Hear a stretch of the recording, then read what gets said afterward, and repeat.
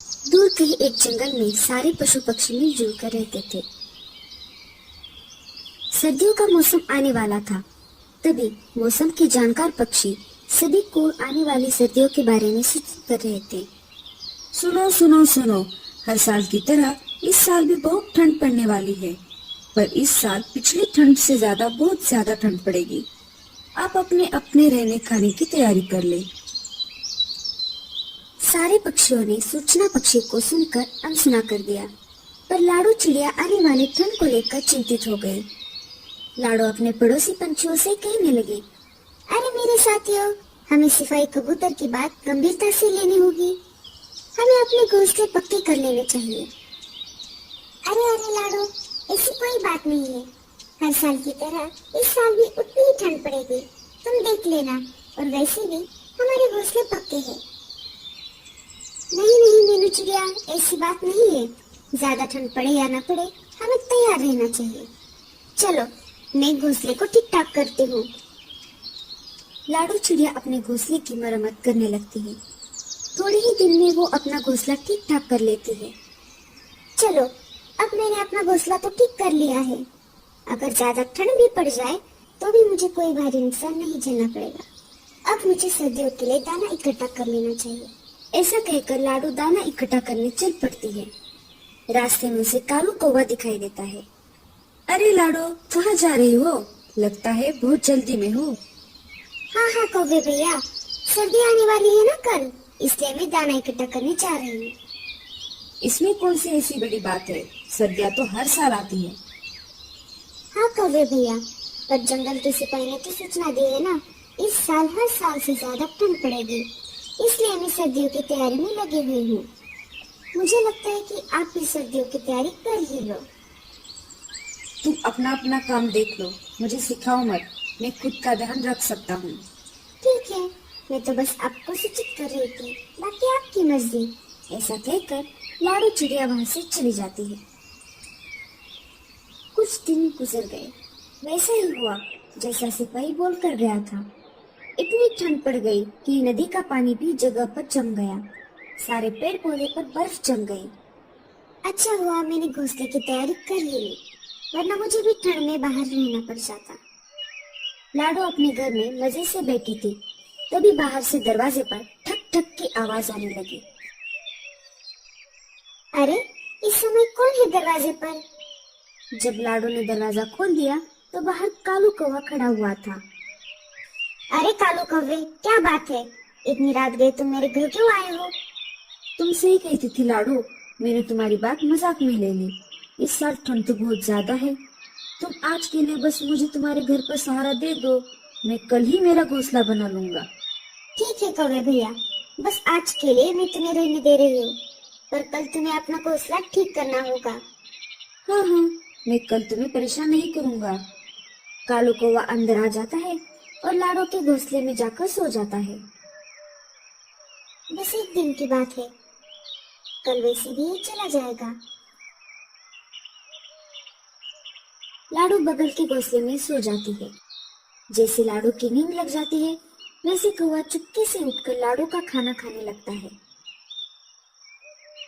अरे वाह, मुझे तो बने बनाए घर में पनाह मिल गई और ऊपर से ये दाना भी मिल गया। अगर रोज ऐसा होता तो कितना अच्छा होता। कौवा पेट भर दाना खाकर सो जाता है। सुबह हो जाती है। कौवा अपनी मस्त नींद में घोड़े बेचकर सो रहा था। लाडो कौवे के जागने का इंतजार कर रही थी। अरे वाह लाडो, तुमने तो बहुत अच्छा घर बना लिया है। चलो मैं चलता हूँ। कौवा लाडो को बिना शुक्रिया कहकर चला जाता है। लाडो अपने अनाज को नहीं देखती और बाहर चली जाती है।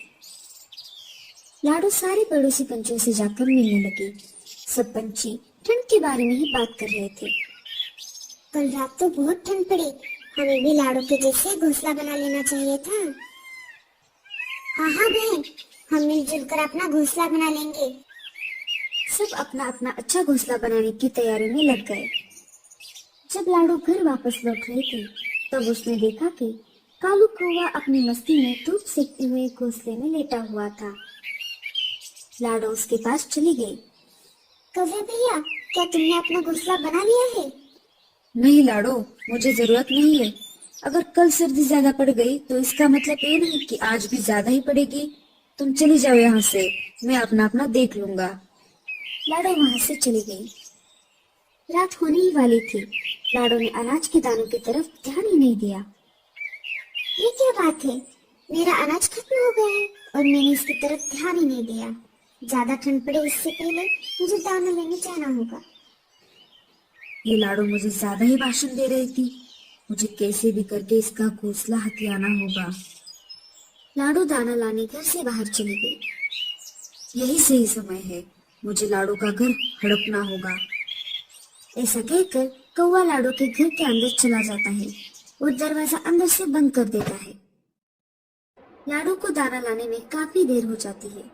घर आते आते रात हो गई। जब वो वापस घर लौटी तब उसने देखा कि दरवाजा तो अंदर से बंद था। ये कैसे हो सकता है? मैंने तो दरवाजा बाहर से बंद किया था, फिर आखिर अंदर कौन चला गया? लाडो खिड़की से झांक कर देखती है तो उसे कालू कौवा अपनी मस्ती में सोया हुआ दिखाई देता है। कालू भैया, दरवाजा खोलिए, मैं हूँ लाडो। कालू ने लाडो के बातों को सुनकर भी अनसुना कर दिया। लाडो ने फिर से आवाज लगाई, कालू भैया, क्या आप मेरी बात को सुन पा रहे हो? बाहर बहुत ठंड है। इस कड़कड़ाती ठंड में मैं जम जाऊंगी। मुझे अंदर आने दो, हम दोनों मिलकर एक साथ रहेंगे। कौन? लाडो? मैं किसी लाडो को नहीं जानता और मैं अनजाने पंछियों को मेरे घोंसले में नहीं लेना चाहता। अरे कालू भैया, मैं हूँ लाडो, जिसने आपको कड़कड़ाते ठंड में अपने घोंसले में पनाह दी थी। क्या आप मुझे भूल गए? कालू दूसरी तरफ मुंह करके सो गया। लाडो पेट से थी और उसके अंडे देने का समय भी आ चुका था।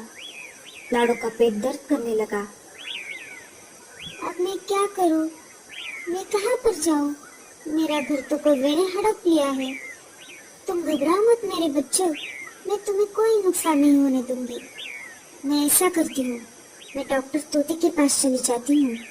मैं उनके अस्पताल में जाकर शरीक हो जाती हूँ। मेरा ठंड से बचाव भी होगा और उनके पास मेरा गुजारा भी होगा।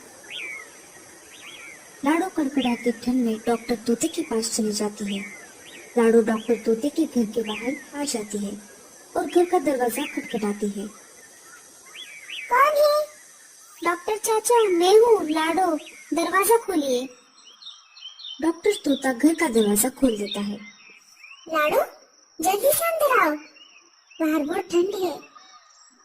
डॉक्टर चाचा, मेरे अंडे बाहर आने वाले हैं। कालू कौवे ने मेरे घोंसले पर कब्जा कर लिया है। मुझे समझ नहीं आ रहा था कि मैं क्या करूं। तभी मुझे आपका ख्याल आया। आप देख लीजिए, मेरा पेट बहुत दुख रहा है। तुम चिंता मत करो लाडो, मैं हूं ना। जब तक तुम्हारा घोंसला तुम्हें वापस नहीं मिल जाता तब तक तुम यहाँ पर रह सकती हो। मैं बाजू के घोंसले में रहूंगा। डॉक्टर चाचा लाडो को कुछ दवाई दे देते हैं।